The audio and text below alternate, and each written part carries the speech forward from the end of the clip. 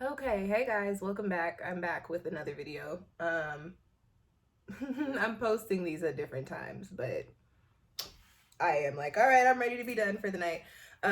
This is going to be your new moon video for the Taurus new moon, and this is also a solar eclipse, if I am correct. Let me just double check on that.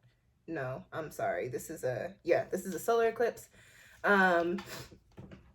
I actually didn't really write notes for this, so bear with me because I was like, I don't feel like writing notes. That's gonna take me 5 to 10 minutes when in 5 to 10 minutes I could be like 2/3 done with the video. So I'm just gonna ramble off info to you guys from the top of my head. So bear with me because this is very out of the norm for your little Capricorn rising over here. So this is going to be the fixed spring new moon. And a new moon, when we are talking about energy, is just, speaking to the astrology, it's a conjunction. It's when the moon and the sun are aligned. And it seems as if the moon is in the sky. It seems as if the moon is not in the sky, like we can't see it. Speaking to the energy, we're talking about, this fresh, rejuvenated energy. There's also a little bit of mystery. There's also this energy of anticipation, okay? This is the time for manifestation, of starting new things. Excuse me, I don't know why I'm talking so fast. This is habit, because you guys, I'm looking at a notebook with literally like 2 bullet points on it, and I've already hit both of them. So this new moon is on April 30th. This is a Saturday. It's happening on April 30th on a Saturday, in 10 degrees. And as I mentioned, it is also a solar eclipse. It's a partial solar eclipse. We got a little bit of a glimpse of eclipse Taurus energy back in November, so you can think back to what was popping off for you like mid-November, and give you an idea of what might be transpiring for you now. See if you could think back to things that you were doing, work that you were working on. You might start to see seeds of those intentions start to spout during this time. Start to sprout during this time. In my head, I have a mix between the little teapot song and also the song about the spider. And I know some of you know what I'm talking about, but that was mad random. And now I'm gonna have the teapot song stuck in my head. I do not want this song stuck in my head. I'm a little teapot, short and stout. Okay, anyways, this just for those of you guys who are not aware, we are on the Taurus Scorpio axis. So we're having a Taurus eclipse. The next eclipse will be Scorpio, and that's going to be the Scorpio full moon in a couple of weeks. But we're doing the Taurus eclipse right now. And speaking to eclipse energy, I like to simplify it when I'm speaking to people about astrology so that they can understand what we're working with. Eclipses are all about transformation. So I kind of tell people they're like the moon cycles on steroids. Because this is a solar eclipse, it's a partial solar eclipse, so what we're getting is a little bit of a glimpse into what is to come. And even though we have this new moon and it's a little mysterious, there is this heightened, supercharged up energy that is coming in with the eclipse that says, okay, hey, these cycles are coming in for you. With the new moon, you may not necessarily know how they're going to play out. You may not necessarily know what they are or what they mean, but understand that they are coming in, okay? Excuse me, and certain changes are, allergies is the worst. And certain changes are inevitable. But there's very positive energy coming with this excuse me, with this new moon and eclipse, in which I'll speak. I know there's some aspects, so I guess I should at least open up my MacBook and get an idea and look at a transit chart at least to see what aspects are popping off. I keep looking down at my notebook because I want there to be notes, and I don't have any notes. So let's speak to Taurus new moon energy in general. Taurus energy is very diligent, very determined. Taurus is ruled by Venus, so Taurus is a very lavish sign, very sensual. Taurus is a feel-good sign. Taurus likes the finer things and nice things in life. On the shadow side, Taurus can be a little stubborn, Taurus can be stubborn. Taurus can also be lethargic, okay? And not like to make moves. And Taurus can be lazy, given to their vices as well. And that's a big earth sign thing. So what we'll be on a general level dealing with this new moon is, you guys, if you've been a follower, you've been subscribed for some time, you know that SunshinehazeCo's slogan is live your best life. And so this new moon in Taurus is really live your best life energy, like the spark, the initiative point of live your best. Well, not even the initiative point. That's more so Aries. What we're at now is doing the work to get to living the best life. And so what is coming in for us now, and with the eclipses, we might get glimpses of it. You might get opportunities that will just put you in those positions. But what we are coming into is, okay, what exactly is living my best life? What does that entail? What does that look like? Who does that involve? What type of money does that need? What type of surroundings? What type of energy? What are the things that I need to put me in the position of living my best life? I want to feel good. I want to look good. I want everything to be good. And that is what the Taurus new moon brings in for us, is this desire, this need, this want to put ourselves into those spaces. We do a lot of work in which we heal, in which we do manifestations, we place intentions. But now is the time in which we're getting to start working on those intentions, or starting to have them come in for us, in which we need to start taking them. Okay. Now that's all I got for you, Taurus. That's it. Let me pull up a chart real quick so I can look at and see if we got some aspects popping.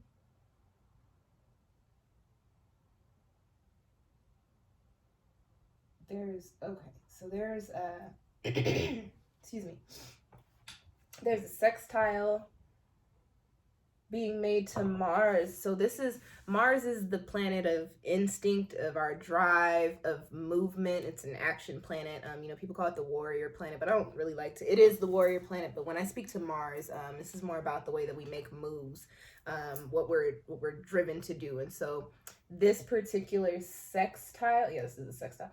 The sextile is going to bring in, this extra jolt, this little push, a little reminder, giving us some confidence to actually make moves on whatever these points of living our best lives look like. There's also the sextile being made to Uranus, and that is, people get scared when we start talking about Uranus, because Uranus is the planet of surprises. But this is a positive energy for this one. This brings in some excitement and some fun, and also could bring in some surprise opportunities, some surprises, especially with this Venusian Taurus energy put on the new moon, and the eclipse could bring in some surprises that literally put, some of us, you might literally be offered a job that pays more than is necessary, that has all of the perks. Some of you might go take a trip somewhere, and you might meet somebody that just rocks your socks, and that could be on whatever level. It could be in the bedroom, or they could just be like a really cool friend, or somebody that somebody that you could do something with, like a creative or artistic project or something of the sort. But the Uranus, the sextile to Uranus, brings in this energy of helping us, I don't know why I paused so long for that, helping us put ourselves in these spaces to where we are open to these opportunities and these chances coming in for us, and having a positive take once they do come in, to where we do want to see, hey, where does this path lead us? What can this do for me? How can I hop in? How can I be involved?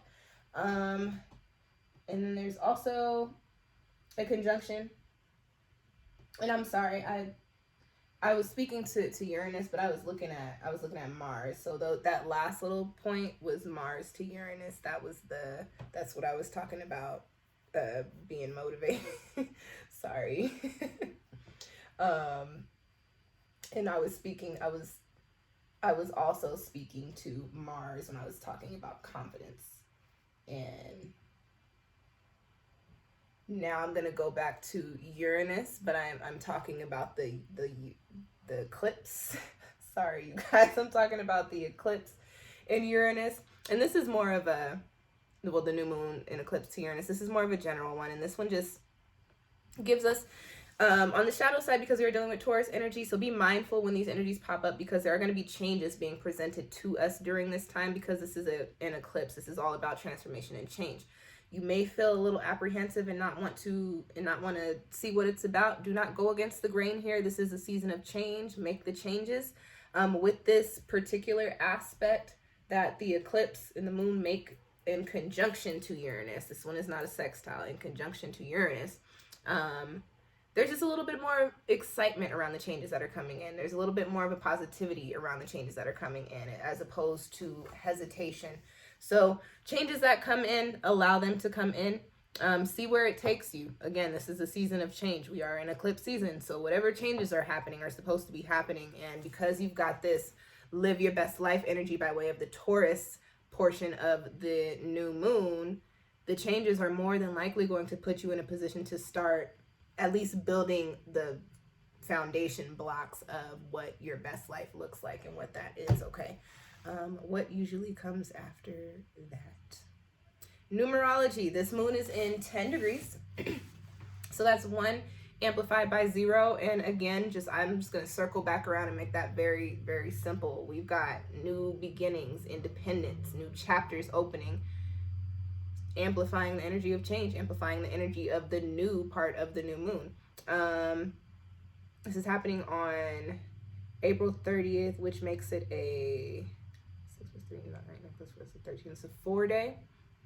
And so 4 is when I speak to 4 in the energy of the number 4, we're looking at, foundations. And also, because y'all know I read tarot, I'm going to tie in some of the tarot energy. I'm thinking of the 4 of Wands for whatever reason. I'm also thinking of I'm actually thinking of the 4 of Pentacles, but I'm seeing a card with sticks on it, and I know that is because I'm thinking of Earth energy, but I know the deck that I'm seeing in my head, that's a fire card. It's a Wands. Those sticks are Wands in that deck. But with that being said, as we allow intuition to move through us, I'm saying, and information to move through us, with that being said, this is a season of being able to lay foundations that we are going to be able to celebrate here shortly, because this is the time in which we start making the changes and taking the steps and taking the actions to put us into those places, okay? The people that are going to be mostly affected by this moon are people with their moon signs in Taurus in 10 degrees, okay? Anybody with their chart ruled by Taurus or by Venus, or with a lot of Taurus placements or Venus aspects in their chart, you can definitely expect to see some changes here. If you have a lot of moon energy in your chart or aspects to your moon, especially like if you're a Cancer person or you got like Cancer in your chart, just because we're doing things with the moon here, you're definitely going to feel and see some changes happening. And I can attest to that. Cancer Sun, Cancer Moon, Cancer Venus. Just throw that out there. And anytime we have eclipse season, your girl gets eclipsed. We'll just put it like that. That can go left or right, depending on the day. This is I am laughing at myself in my head. Like, I am cracking up at myself because I'm literally looking down at a blank piece of paper. Like, I want you guys to see my notes. Like, I'm not reading off. There's no notes here, but that's habit. Who else? People that have fixed energies, a lot of fixed energy in your chart. Yeah, a lot of fixed energy. Sorry, I don't know what to tell you. People, a lot of fixed energy in your chart. That's Taurus, Scorpio, Aquarius, and Leo. You got a lot of those placements in your chart, or a lot of 10-degree placements, or anywhere you have 10 degrees placed in your chart. You can expect to see some changes depending on where that placement is and what the energy is associated with that placement. I do offer personal natal chart reports if you're interested in learning a little bit more about your astrological energy.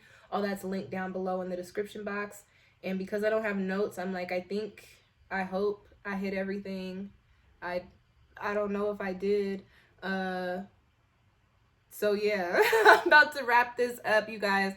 What videos do I want you to watch? We are in retrograde season, so check out the retrograde series playlist. We are still in the Libra full moon cycle, so check out the Libra full moon video. Depending on when you watch this, we might be closer to the Scorpio eclipse full moon video, so you can also watch that. You can watch both of the videos.